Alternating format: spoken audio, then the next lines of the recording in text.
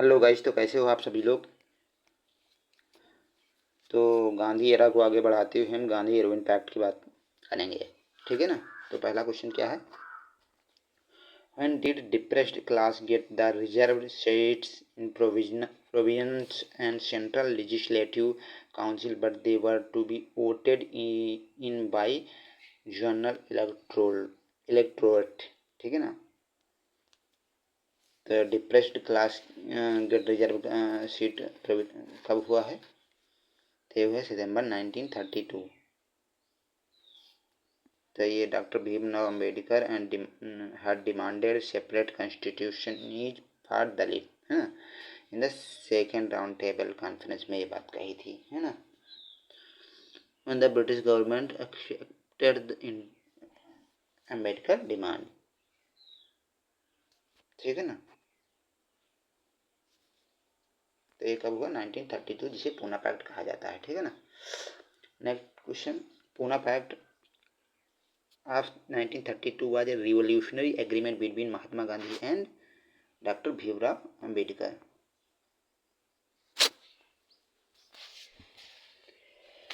Next question. After Mahatma Gandhi's release from prison on January 30, 1931, Congress leader met at कहाँ में मिले Congress leader to plan future course of action. तो इलाहाबाद में मिले थे। ठीक है ना। Next question. In which of the following year was the civil disobedient campaign completely seized। तो civil disobedient campaign completely seized हो गया, बंद हो गया। कब बंद हो गया। तो ये हो गया आपका 1934 में। ठीक है ना।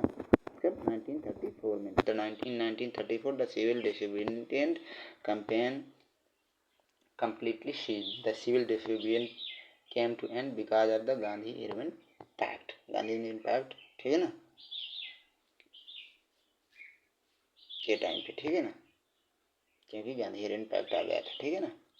The second round table was held in 1931 in which of the following country. तो ये सारी राउंड टेबल कहाँ हुए। यूके में।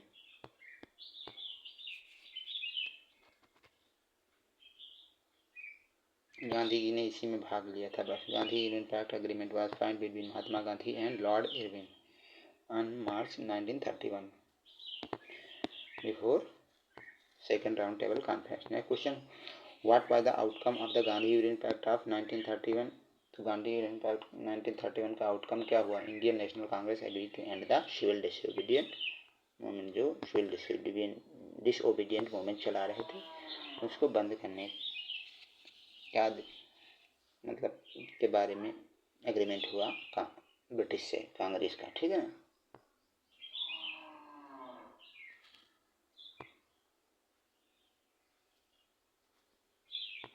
Next question. In which of the following year was the second round table conference in London है। तो 1931।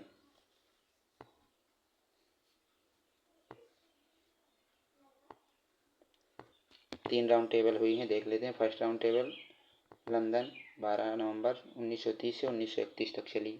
Second round table 1931 से 31 तक ही रही। ठीक। थर्ड राउंड टेबल 32 से 32 तक, नवंबर 32 से दिसंबर 32 तक। ठीक। तीन राउंड टेबल हुई हैं total. Choose the correct option with. और तीनों कहाँ हुई हैं। तीनों ब्रिटेन में हुई हैं। ठीक है। Choose the correct option with ratio to Poona pact. तो पूना पैक्ट कब हुआ 1932 में। ठीक। इसमें क्या हुआ था ना, साइंड इन इसके बीच में महात्मा गांधी और अम्बेडकर जी के बीच में हुआ 24 सितंबर 1932 को। ठीक है ना। Under which separate electorate of depressed class were abolished but the number of seats reserved for Dalit. Separate depressed class were abolish कर दिया गया, लेकिन नंबर ऑफ सीट रिजर्व कर दी गई दलित के। In provisional legislature was increase from 71 to 147 कर दिया गया। ठीक है ना। कितने परसेंट। 18% सीटें इंक्रीज कर दी गई दलितों के लिए। Next question. Poona pact 1932 was signed between Gandhi ji और अम्बेडकर जी के बीच में। Third round table was held कब। तो 1932 में हुई। ठीक। 30, 31, 32 तीन राउंड टेबल हुई है ना।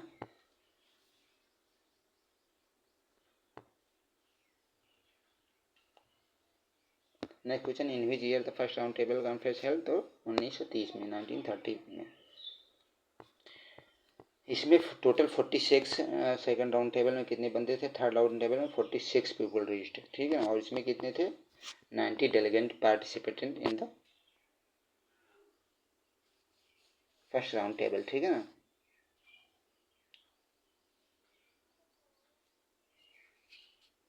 कौन कौन सा, तेज बहादुर शास्त्री थे, श्रीनिवास शास्त्री थे, जयकार, डॉक्टर जयकार एंड डॉक्टर अम्बेडकर, ये लोग थे इसमें, है ना। और कौन था, George fifth, president bye Ramsay MC Donald, ठीक है ना। Which of the following chaired first round table, ध्यान दें तो फर्स्ट राउंड टेबल कब हुई है, इसके उसमें चेयरमैन कौन था, तो मैंने बताया चेयर कौन था, बस रामसे एमसी डोनाल्ड, तो Ramsay MC Donald chair person था, ठीक है ना। In which of the following year Gandhi Irwin pact, तो गांधी इरविन पैक्ट कब हुआ, 1932 में, ठीक है ना। कब हुआ, 1931 में हुआ, सॉरी 1931 में, ठीक है ना।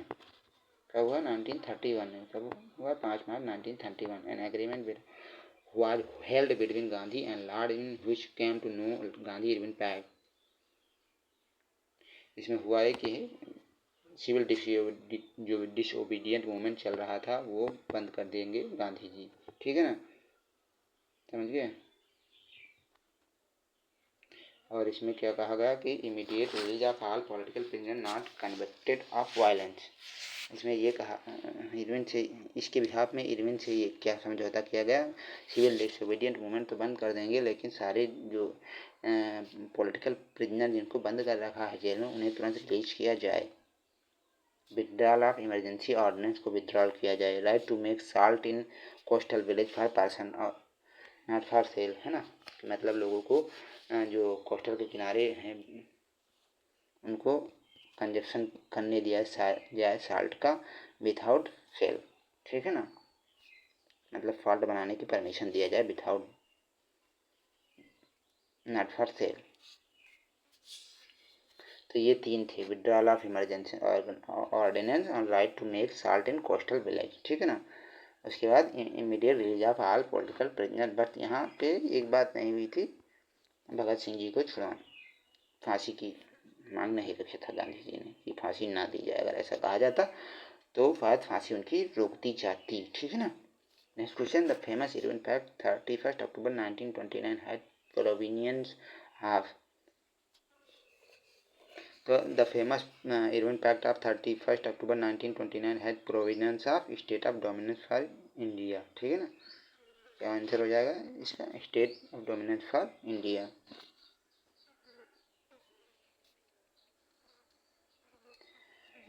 Dash was elected as president at the annual session of Indian National Congress held in Lahore city in December 1929। तो कौन प्रेसिडेंट था एनुअल सेशन का 1929 में लाहौर सिटी में, तो कौन था, Jawaharlal Nehru. Which one of the following was not a condition laid down in the Gandhi Irwin Pact। तो इसमें ये था रिमूवल ऑफ ऑल टैक्स था, participant of second round conference by the Indian Congress, ठीक। उसके बाद सिविल डिसोबीडिएंट मूवमेंट को आगे नहीं बढ़ाया जाएगा, ये सब था। लेकिन withdraw of tax and khadi पे इससे कोई बात नहीं हुई थी, ठीक है ना। Next question, which among the following founded the depressed class association. तो डिप्रेस्ड क्लास एसोसिएशन कौन, तो ये था Ambedkar ji, depressed class association, ठीक है ना। कौन, अम्बेडकर जी, 1930 में। अब बात करेंगे क्रिप्स मिशन की। In 1942 which of the following British delegate came to India to hold talk with the Indian leaders on their demand. तो कौन आया इंडिया में इंडियन की डिमांड को बात करने के लिए 1942 में, तो क्रिप्स मिशन आया, ठीक है ना। कौन आया, क्रिप्स मिशन, ब्रिटिश ने 1942 में सेंड किया। और इसी के नाम पे पड़ा क्रिप्स मिशन, जो इसका नाम का स्टैफोर्ड क्रिप्स था। This mission sought to negotiate an agreement with Indian leaders। This mission was rejected by Indian National Congress, reject कर दिया गया इंडियन नेशनल कांग्रेस के द्वारा, ठीक है ना। The Muslim League and other group, इन तीनों लोगों ने इसको रिजेक्ट कर दिया। Gandhi share that his offer of dominate state after the war was post date check, बड़ा वार चल रहा था ना, तो उन्होंने ये कहा कि ये पोस्ट डेटेड चेक है, ठीक है ना, ड्राफ्टिंग एंड फाइलिंग बैंक, जैसे बैंक में होता है, ठीक है। तो पोस्ट डेटेड चेक किसने कहा इसको? क्रिप्स मिशन को गांधी जी ने। It is also believe that this, ये याद रखना, पोस्ट डेटेड चेक कहा है गांधी जी ने, है ना। It is also believe that mission failed because of clear lack of support for it by the viceroy लिलिथुओ, British PM Winston Churchill. British का पीएम कौन था उस समय? Winston Churchill. And the secretary of state for India कौन था? Leo Amery. After the failure of the mission, Chris returned to England and the Congress led by Gandhi ji started their new campaign, the Quiet India Movement। कब आया? अगस्त 1942 में। इसके बाद quite India movement आया, ठीक है ना। When Chris mission arrived in India in 1942, who was the Prime Minister of England? कौन था प्राइम मिनिस्टर क्रिस मिशन के समय? तो विंस्टन चर्चिल था, ठीक है ना। कौन था? विंस्टन चर्चिल, ठीक है ना। हम बात करेंगे क्वाइट इंडिया मूवमेंट की। Who among the following along with his close associates started the Sacred Congress radio during the Quiet India movement? Who among the following along with his close associates started the Sacred Congress radio during the Quiet India movement? तो कौन था? तो थे Usha Mehta. Quit India movement start हुआ 8 अगस्त 1942 on the morning 9 August. All the important leader of Congress was arrested under the operation zero hour. सारे लीडरों को अरेस्ट कर लिया under the operation zero hour, ठीक है ना। Some leader provided leadership to this movement by staying underground, ठीक है ना। In Bombay Usha Mehta and her colleagues broadcast the secret Congress radio for 7 month, ठीक है ना। किसने ब्रॉडकास्ट किया? ऊफा मेहता ने, ठीक है ना, 7 मंथ तक। Ram Manohar Lohia use to speak regularly on the radio. Ram Manohar Lohia इस पे रेगुलरली बोलते थे, है ना। ये सेक्रेट मिशन था ब्रॉडकास्ट करने का। लीड कौन था? ऊफा मेहता, है ना। The police discover and confiscated in it November 1942 में पकड़ लिया गया था, है ना। In which session of All India Congress Committee was the Quit India proposal accepted? In which session All India Congress Committee was the Quit India proposal accepted? तो कौन सा सेशन था? तो बॉम्बे सेशन। इम्पॉर्टेंट क्वेश्चन है। ऑन 8 अगस्त 1942 the Quit India resolution was passed at the Bombay session of the All India Congress Committee. On the same day, Gandhi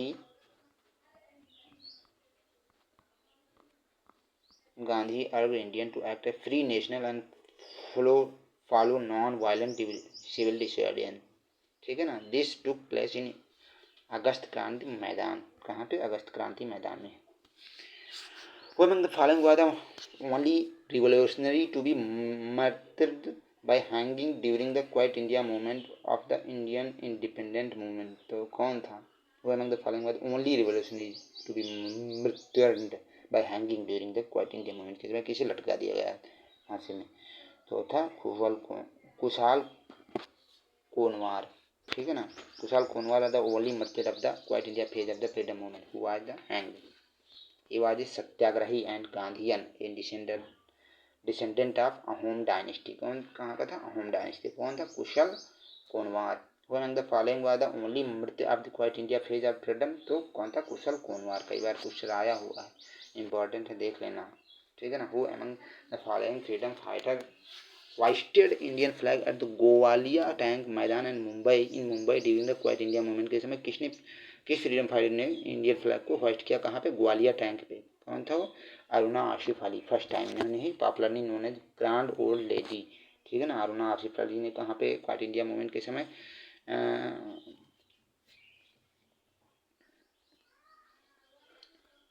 national मतलब Indian flag को फहराया, होस्टिंग किया। तो Gwalior tank maidan in Mumbai during the Quit India movement. कौन? अरुणा आसिफ अली।